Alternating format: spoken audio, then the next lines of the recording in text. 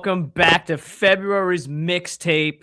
Myself, Dan from Leave the Pin podcast. Introduce yourself, Jeff. Let the people know if they don't already. Yeah, Jeff from Fairways Dreams. It's always fun to talk with you. It's hard to believe we're almost out of February, man. Where's the year going? It's flying, thankfully, because I know I'm coming out of a hellish winter. The weather by you, not so great either. It's been better. It's been better. We dodged that huge northeastern storm that dumped like 3 feet on, I think, Providence, Rhode Island. Like, it was crazy. Thankfully, we just got like an inch or two, and it's already gone. Nice. Well, I love that. Well, look, February is the month of love, and I want to get right into something that I absolutely love. That's A, spending money, and B, spending it on golf. So, Jeff, for this time, we wanted to go with kind of our best purchases, our favorite golf purchases ever. I threw in here something as a gift as well because someone purchased that for me. So someone bought it. It's a purchase. Okay. And I really am. Like, I am a merch guy. Like, if the course has a cool logo, even if the place isn't great, like I'm sold. You know, like the simpler the better. I don't need something bombastic and over the top, but I just love a good logo.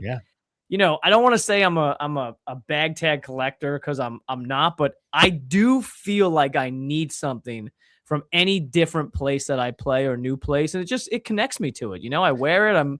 I think about the round, I think about the people I'm with, and the experience I had.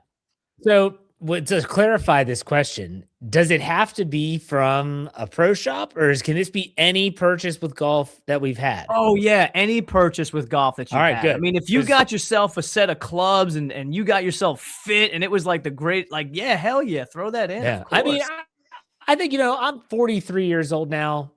And I'll admit it, I'm cheap as shit. Okay. Like when it comes down to it. And I love that you say that every podcast too. I don't go anywhere. We know I'm the least traveled golfer. Traveled golfer. Trademark. Exactly. I can't justify spending money on a lot of this frivolous stuff, but I have spent money, but it is always done with so many, I mean, searches, reviews. I want to make sure that I'm getting what I want. And I normally, things come to me, meaning I used a Ping golf bag that my dad got at a member guest that he wasn't going to use. And so he goes, here, you can have it. I didn't really like the bag. It was a Ping Hoofer, which is, okay, that's a name brand. That's a good bag. Had this stupid retractable, like when you picked it up, the strap moved. I'm like, what the hell is this? Like, hated the bag. So finally, I'll tell you one of the best purchases I made. It was about 3 years ago. I saved up and got myself a Titleist walking bag. And I put it on for the first time with my clubs in the bag and said, this was worth every penny. Jeff, is worth game changer. Absolutely. Look, yes, for Christmas this year, I got a Titleist carry bag. I have gone through every iteration of carry bags. Ping Hoofers, Sun Mountain, Adidas, ultralight, like you name it. I mean, Jeff, I've sold 4 bags this summer. Okay, on Facebook Marketplace. I got 2 more bags in the closet to the right of me here. I have yet to find a bag that I am in love with. Like you, I review probably way too in depth. Yep. I talk to people and they said, bro, listen, you've got it. It's a feather. And I'm like, yeah, but it says it's like a pound heavier than these other bags. And it doesn't matter. It's the way it falls on your shoulders. So I told my wife, this is what I wanted for Christmas. Of course, for me, I wanted this really limited edition color, which you couldn't find anywhere. It's sand and navy, so it's real like low key, you know. Yeah. She found it. She got it for me.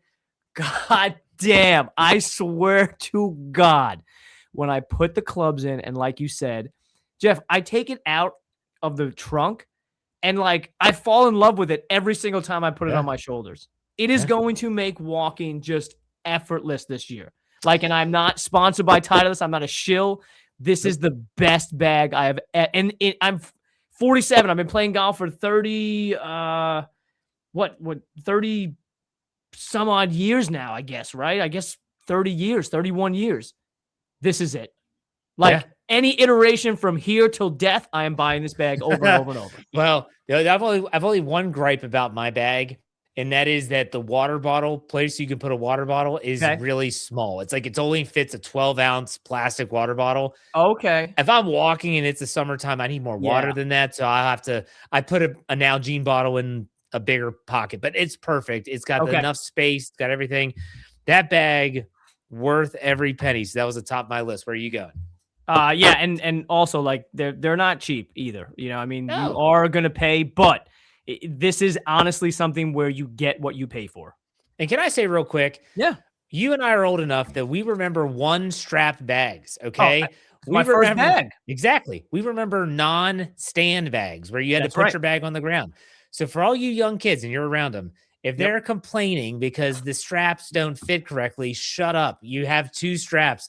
My brother in high school had to buy the loop, the second strap. It That's was what I a had. separate That's right. purchase.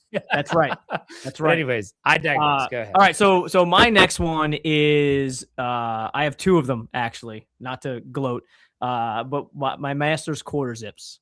All right, from Augusta Oh, National. here we go. I have a blue one. I have a I have a blue one. I have a pink one, and I love them. I wear them sparingly. I don't want to get them dirty. You know, I don't want to get anything on them. They are my favorite piece of equipment, if you will, from there. They're both Peter Millars. They are just exquisite. Like it's it, and it never fails. If I wear that somewhere, someone will always say, "Oh, like, have you been there?" Like, yes, I have. Yes. Good for you. But let me ask you about that. Yeah. I'm the same way. I have t-shirts that I dub my nice t-shirts. Like these are these are the t-shirts. I'm only wearing them on a special occasion. And it's like, it's a t-shirt. And same with the golf shirts. You know, like you might have a polo that you really, really like. I can't wear that all the time. Like, it's too nice. It's too nice. What are we doing? What's wrong with us? Seriously. No, seriously, what's wrong with us? Because and there's gonna be like other guys and other girls that listen to this. And I don't know, maybe women aren't the same way. Maybe I would say they have so many clothes, but I mean, God, if you looked at my closet, you'd be like, what the is wrong with him? But yeah, I mean, there's Jeff, I have polos that I will wear once a year. That like literally, if I'm like, ooh, this is not a top 100 course, I can't wear this polo there. I would never wear the polo ever. It would just stay in my closet. I would wear it to your course to play with you Yeah. on the least travel golfer course. I would wear it. There you go. Once I get back out there, I'm going to start doing hole by hole previews. But anyways, I have a quick story. When I was a young kid, there was a guy that I called Uncle Jack. He was not my uncle, but he was like, he viewed him as such. I had Uncle Jack too. And this guy, he had jeans that had holes in them. He would wear these flannel jackets. And one year for Christmas, we got him a new flannel jacket. And he said, that's too nice. I can't wear it. I can't wear this. This is too nice. And he never wore it ever. The guy passes away and you go into his closet and he had all these jeans and jackets. He just dubbed them as too nice. I can't wear that. It's too nice. I don't want to go to that extreme. Yeah. But I do recognize that there are some things that I'm like, if I'm going to be doing this, I'm not wearing that. You know, I want to save that shirt. I don't want to spill something on this or something, but I don't know. Let me throw a confession out there real quick. I talked about a lot of clothes. I have a lot of clothes. I was looking for a specific sweatshirt to wear to work the one day. I came across this pile of like 3 quarter zips and hoodies and sweatshirts. And I looked at them. I said, where the did I get these? Whose are these? I thought one of my boys had put it in my closet. Nope. I had picked it up along the way, put it there. Jeff, I haven't even worn them. Like I have clothes I haven't even worn yet. That's hysterical. That's hysterical. That's maybe psychosis. I'm not sure. I'm the opposite. I wear stuff so many times that it just starts to fall apart. My wife's like, I got you a new sweatshirt. You have to get rid of the other one. But I like that one. Well, and look, here's let me give you a perfect. Here's the funny thing too, and I'm literally both ends of the spectrum. So like Ralph Lauren, on the tags of their shirts, it has the year that it was created. Okay. Yeah. Okay. I still have polos from 2003, 2004, like that are in great shape because again, it's like, ooh, that's my dress polo. Like that's my going out polo, not playing golf polo. You're different. And I made 100% different. 100% different. All right. I have one more favorite golf purchase. Okay.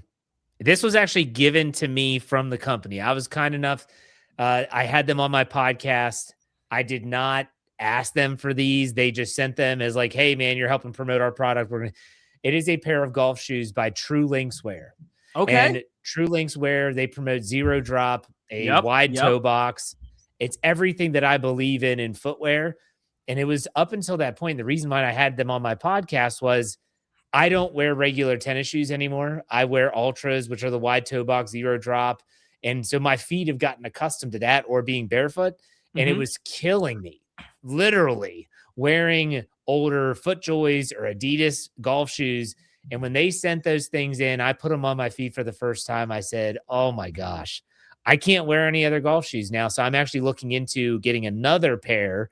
They Okay. just put out, they just put out their first screw-in golf shoe, this True Linkswear. Yeah, because they've always been just non-spike. Spikeless. Yeah. Right. They've been Right. spikeless. And so they finally put out their first screw-ins. I've been looking, they're expensive. They're not cheap. I'm going to tell you, like they sent Right. me a pair, super generous. And so Jeff's going to save up and get himself a second pair. So he has two to alternate from, but those shoes are amazing. You're gonna be Shout out to True Linkswear. Yeah, you're gonna be comfortable as hell out there this year. Tyler's bag, True Linkswear out there. I like that. Yeah. What about you? Where you go next? My last thing that I have is from Pinehurst.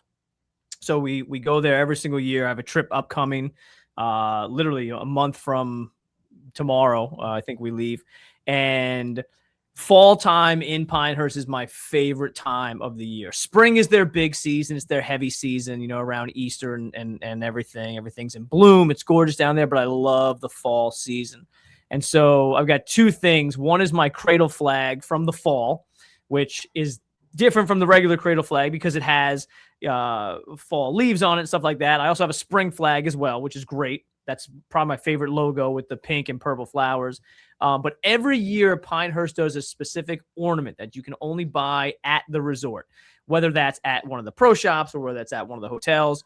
And it always varies. Sometimes it's golf related. Sometimes it's something so niche like the Pinehurst trolley, or it's the backdrop of, the Holly Inn or whatever it is. And we have them going back. I mean, I think we have like 10 or 12 or 15 now, but we get one every single year that we go. And so those are always on our Christmas tree. And one of the things that it kind of parlays into is everywhere we go to, we get a Christmas ornament from. So our tree is literally kind of like, we call it like our travel tree. But at the epicenter of that tree is the Gold Masters Clubhouse that I got from Augusta National. And so that's awesome. That's like it's the one that I put up right every year. It goes right in the center. Yeah. Keeping Fred Ridley in business. Still haven't gotten an invitation, Fred. I'm just like Gary Player. No one will let me out there. Well, I have an ornament like that. It's a Steelers ornament that I put on the tree every year. It was the first ornament that my wife and I got as a couple. And so I understand the tree thing, the Christmas thing for sure. All right, man, there's a lot of golf purchases out there. I want to give a shout out to my dad. He pays for my golf club membership, not at my club, but back in Wheeling. So if I ever want to go back and play in tournaments, I'm a part of that club. They carry my handicap there. So big shout out to him. That's always a welcome purchase every single year. So, yeah, that's good. That's good. Yeah. All right. I wanted to talk with you about something. I've been absolutely fascinated and enthralled by Scotty Scheffler this season. And Scotty's fantastic. He is doing stuff that hasn't been done since Tiger Woods, whether it's the top fours, whether it's the top 10 streak, you name it. It's not so much that he's really good. We know that. It's how he's coming back from poor rounds and how he's even coming back in round to kind of save himself. In the last, I think I saw in the last 3 tournaments that he's played in, his first round score cumulatively is 5 over par. Yeah, it's been horrible. And then Friday, Saturday, Sunday, it's like 14 under, 15 under. Sunday, his average, I think his average score this season on Sunday is 64. Like, it's insane. Yeah. So I don't want to talk about Scotty so much because I do that enough on my Tuesday show. I wanted to ask you, when things aren't going right on the course, is there something that you do to kind of combat a slow start? Is there anything mental? And this could also be, let's say you're playing a 2-day tournament. Day 1 sucks. Day 2, you're going to come back. You're going to bounce back, i.e. Scotty Scheffler. Or, and I started off horrible, double, bogey. What do you do? What do you do? I'm curious what your mental thought process is. All right. So it's funny because obviously both my boys play at a competitive level. I coach as well. People know. So this is something that literally is kind of like near and dear to my heart, right? Because you get to a certain level and everyone's on an equal playing field in terms of their ability. Okay. Yeah. Now, where do people separate themselves? They separate themselves physically, right? And they separate themselves mentally. But in terms of, like being able to chip and to be able to, every college kid hits the ball 300 yards. Okay. Like every top college kid hits the ball 300 yards. Do they all stick it close in the green? No. Right. Some are better wedge players. Some are better approach players, et cetera, et cetera. But they separate themselves in the gym and they separate themselves mentally. And so what we always try to preach to our kids, like an 18-hole round, a 36-hole tournament, you're playing one hole at a time. The mindset of, man, I start off with double, I'm out of the tournament, it is like insane. Because if I told someone, hey, you birdied the first hole, it means you're going to win.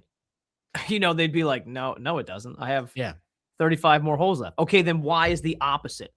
Right? As humans, I think we're always geared towards and hardwired to look at the negative. It's always like, well, I can't anymore. Why can't you? Right.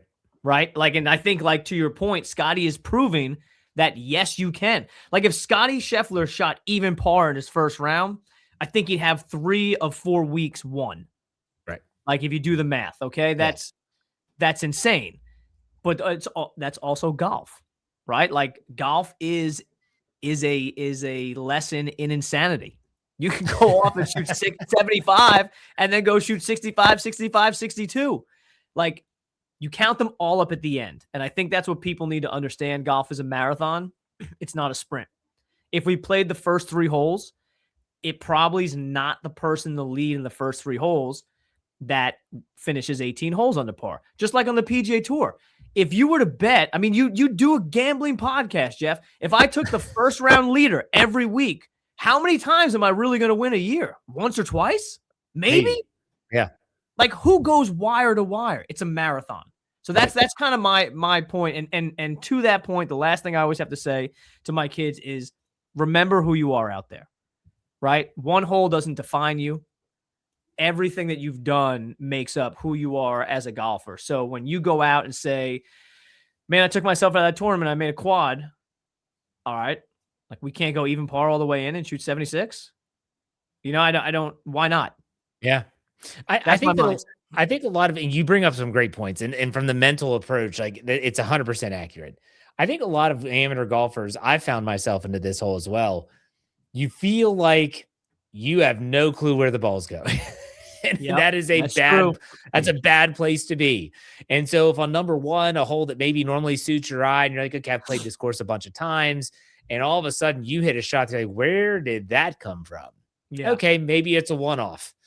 Second shot isn't good either. And next thing you know, you go into those places in your brain that you typically don't like to go. Yeah. And that, for me, it starts the little snowball at the top of the mountain that eventually can turn into an avalanche. I have really struggled with this part of the mental game, but it's not so much that I don't mentally think I can turn it around. It's that I don't have the answers to what to do physically to turn it around. Scotty Scheffler knows his swing so well. He squares up the club face better than any in the game right now. He probably just has to say, and I'm sure that his caddy's helping him, all right, I'm just coming over the top a little bit. If I just do this one thing that I've been working on, I square it up, just do what you trust, hit the little baby cut, and you'll be fine. And he can do that. I cannot do that all the time. And so I can see how a lot of amateur golfers out there say, like, they see Scotty and they're like, okay, I can do this. I can do this. They're doing what you're preaching, Dan. They're like, right. I know I started off horribly, but I can bounce back. There's a lot of people that feel that physically are like, I can't bounce back. If I start off 4 over par over the first 3 holes, I'm not birdieing I might not birdie a hole, let alone par a bunch. And so it seems very daunting. We'll put it that way. I want to go back to something you said, and a personal question. I just have out of curiosity. If I asked you to name the 3 worst shots you ever hit, could you name them? Like, you don't have to name them, but could you think of those quickly? The 3 worst? Yeah, 2 or 3 horrible shots. In recent history? Sure. Yeah, I could. Okay, yeah, I okay. could, yeah. Now, on the opposite end of that spectrum, can you think of 2 or 3 amazing shots that you hit over that same time frame? Yeah, I could. Okay. All right. So that's good because most people will say, right? Most people will say, no, I can't think of any good shots. Yeah, Right? They you're right. always dwell on the negative. So I think you're in a good headspace to begin with to kind of come out of that rut if it occurs, because you've got the ability already to pull on things that are positive. Right. Right. And let's be honest, like I tell my boys all the time, I'm out there rooting you on. Your caddy might be rooting you on. That's fine. But you need to be your own best friend out there. You have to be. Like, golf is the one sport where you cannot beat yourself up because you're in your head for 4.5 hours, and it's not a reactionary sport.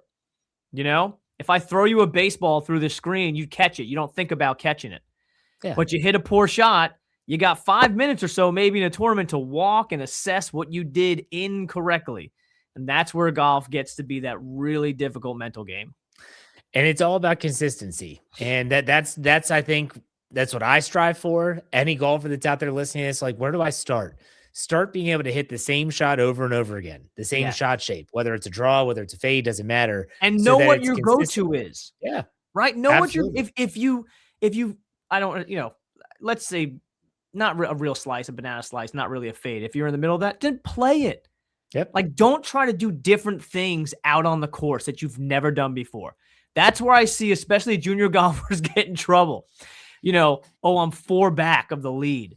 I'm going to try to take this 3-wood over the trees and carry it 270. Have you ever done that?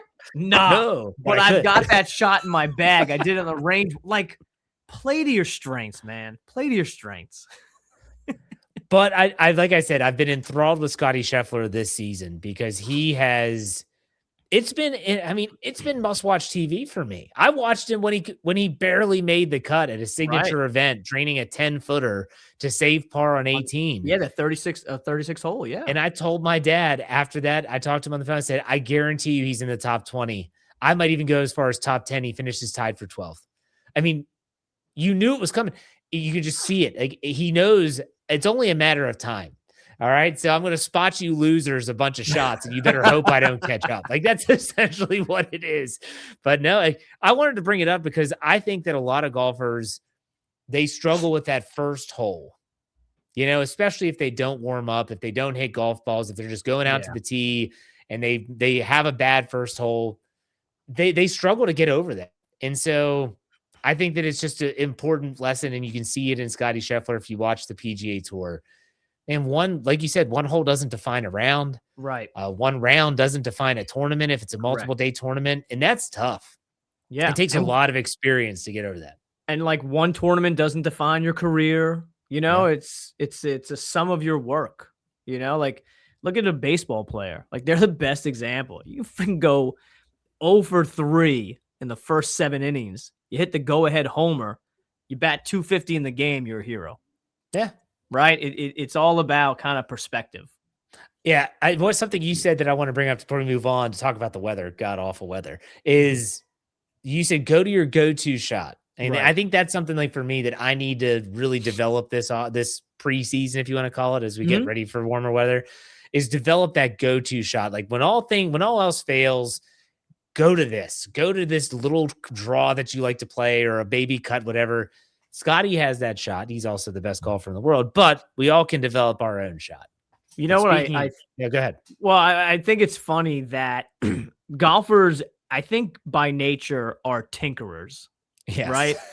I am completely guilty of it. I spent years. I play very boring golf, Jeff. I hit the ball 245, 260. I don't really hit it that far offline, but I don't hit it that far. I don't hit my irons that far, but I'm around the green. I chip and putt well. It's very boring. I'm the type of person that when you play with, you finish up the scores and you're like, oh, you shot 75? Like, yeah. Like I didn't lose a ball. You know what I mean? I didn't make anything worse than a bogey. I made a birdie here or there, but it's boring.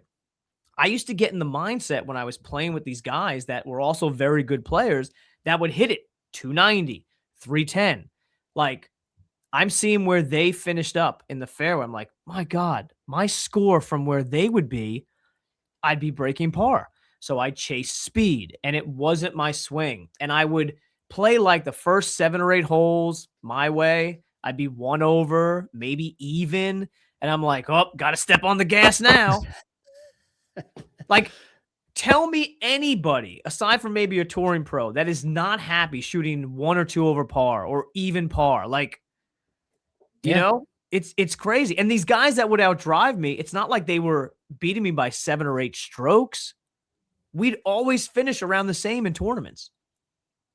Yeah. So Scott and I just talked about it on the last pod. It's not going to come out for about a month now or so, but every shot on a course counts the same, right? Like a half-inch tap in and a 320-yard drive literally all get the same accountability. It's the same check mark. There's the same weight assigned to them.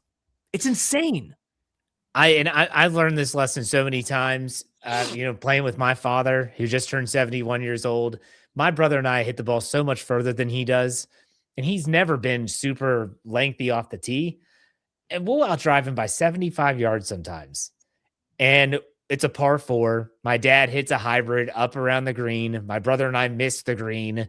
He gets up and down for par. We chip, miss the putt, bogey. And he says, nice drive, guys. And you're like, son of a my gosh. Yeah. But it's a lesson. It's a lesson that you don't have to be the longest hitter. It's how do you save strokes in a round? That's how right. well do you do the little things? But we can talk about that another time.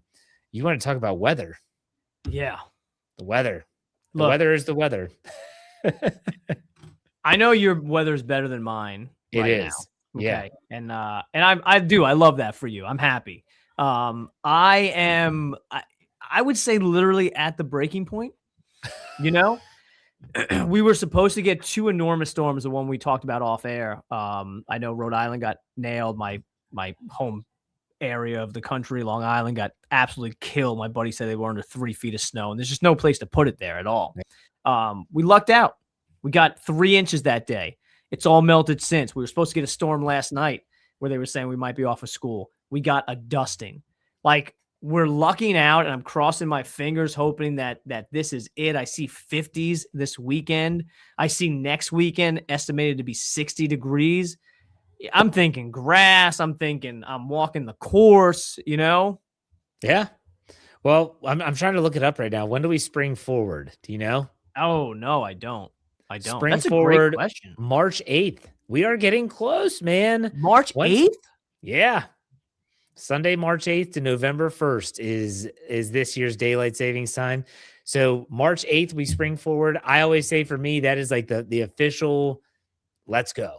Yeah. The time. We have more time. We have more daylight. You get those longer evenings, and then it starts to warm up, man. It's coming. It is coming. That's the best news I've heard all day. Good Lord. Yeah. I didn't think it was going to be till I was like down in Pinehurst, like around that. I thought it was going to be like April or something. That's phenomenal. Well, they cut a week off of both ends of it a couple years ago. I remember they like extended it. Yeah. So that's probably why. No, but man, the like weather's going to break. And I said this on Tuesday on my Fairways and Dreams podcast. It's tough for me to get out there on a day where it's 60 degrees, maybe you get close to 60 and it's like, let's go to the range, and everyone's out there, and then it snows. And you're like, gosh, I just practiced for an hour and worked on some stuff, and now I can't get out there. I'm staying inside. I'm doing a lot of dry swings, doing some putting, working on my game that way. What are you doing to stay active in this weather? I've got a rope club. They actually sent me one for me and one for my team. Cool. It's a normal handle. It's a regular weighted handle, and it's got, I don't know, a big thing on the bottom, and you just swing it. But I can swing it inside. It's not long enough where it like hits the ceiling in my basement. So it's great. I've been swinging that. Been putting. That's all I can do right now. Plan on getting out in the next week or so. Just really kind of hoping and praying that I can get out on the course. I do want to mention something. I want to bitch and complain here for a second. You talked about ranges. We have one range in our area. That's it. Okay. Yeah. I worked there for 20 years. Management went a little iffy. They were weird. They wanted to start hiring just like high school kids and stuff. And I thought it was like for pay, but then it was like COVID times. So they started giving high school kids like $12 an hour. And I'm like, wait a minute, I'm making like $7 still because I never even you know what I mean? Like I was still making like minimum wage from like 2001 or whatever. Anyway, so I don't work there anymore. I'm at the course. And obviously that's not my full-time job working at a driving range. But we go there because the weather was nice and they have an outside dispenser, which is open year round. Now, my youngest son, Drew, had some friends who posted on their stories that they had gone there like 2 or 3 days before. Cool. I checked their Instagram page, checked their Facebook, just to make sure they were open, that everything open. Okay, cool. We know it's cash only for the dispenser. We bring cash. We're pumped. It's like 48 degrees. We bring a shovel just in case we got to shovel out an area on one of the mats. We pull up. Another guy pulls up behind us. He's like, hey, nice day, take advantage. I'm like, yeah, everyone's happy. Walk around the corner. And it says out of order. Now, this range is like 25 minutes from my house. So you're talking almost an hour round trip, right? We haven't hit balls. I've seen ball flight in over a month and a half or so. It's in no way, shape, or form did they post anywhere whatsoever that this is out of order. The guy next to me is like, are you fucking kidding me? Like, I'm like, trust me, buddy. Like, been there, and then I got pissed at myself because we have a ton of balls in the garage. We have our own shag bag that we bring to the course, and part of me was like, you know what, maybe we should just bring those just in case as a backup or in case we want more. And I didn't bring them, and honestly, I was pissed. So we wasted an hour, but then we drove to our course. Owner was out there. He's like, oh my God, go shovel a spot and hit to your heart's content or whatever. Do whatever you want, guys. And then I was showing him how to fly the drone and stuff like that. He loved it. So it worked out, but I mean, extremely frustrating when you're the only one in the area. Like, and you can't even you can't even make an Instagram post. You know what I mean? Like you can't even put it up on their website. Like if you have an account, my gosh, just put a story out saying, hey, the machine's out of order. Don't come by. That sucks. Yeah.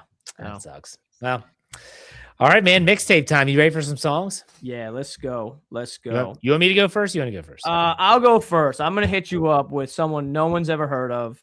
This is literally my new favorite song. It is beyond brilliant. Like, I will die on this hill. It's absolutely gorgeous, this song. It's by a band called Public Works, and the name of the song is Long Island. And if you if you hear this, like, I don't care what music you listen to, like, please, you put that on your stories. I did, dude. I did. It's like, I'm enamored with it. It's honestly so heartfelt. It's so beautiful. Like, it reminds me of my grandfather. It was just like, it hit me. You know what I mean? Like, I'm a 47-year-old grown man and I'm crying listening to this song. Like, it was just, and music does that to me, but this, like, was something like out of the cosmos. And I actually went online, like, messaged the guy and stuff. Like, he's gotten back to me. We've, chatted a little bit, like, through the account and stuff. And I'm just like, this is it, dude. Like, this is a winner, like, I don't even care if this goes big or anything, but like, people need to hear this. So Public Works is the name of the band. Long Island is the song. All right. I'm going to check that out. Now, I'm going to ask you a question before I talk about my first artist. Have you ever heard of the man named Sturgill Simpson? Oh, of course. Yep. Okay. Yeah, I got a bunch of his stuff. All right. So Sturgill's an interesting cat, man. And I've followed his career for a long time. He said he's going to do 5 albums and he's done. And he did 5 albums and he said, I'm done. But then he came back with a band. Now his band is called Johnny Blue Skies. So Johnny Blue Skies debuted their first album just over a year ago. Okay. And it was phenomenal. Only 8 songs and it came out of nowhere. And that's what he does. He does this stuff. It's like, oh yeah, I'm not telling you there's an album coming. It's just here. Well, now he's putting out a new album, by the way, that's not being streamed anywhere. It is only on vinyl, cassette, or CD. So in other words, I've already pre-ordered my vinyl record to show up on March 13th. But in case you've never heard Johnny Blue Skies, that album from start to finish is phenomenal. But I'm going to say the song One for the Road is probably one of my favorite. My daughter and I will play it 2-person guitar. She learned the lick on the electric guitar. I play the acoustic. Sick. And so there's a little extra meaning there. But Johnny Blue Skies, One for the Road, that's Sturgill Simpson's band. It's a great one. Gotta Okay, listen. I just downloaded that now because I'm apt to do that. Whenever you do that, I go right on There you go. iTunes and get it. That's I tell you what, in this day and age of mass media and streaming services everywhere and things being instantaneous, I'm not gonna lie, I love people hearkening back to the 80s and 90s and stuff. Sure. It's funny, that reminds me of this is a completely different atmosphere, but Wu-Tang released an album which literally was an album. That's it. It was one copy. I think Martin Skrillex bought it or something like that. The pharma guy.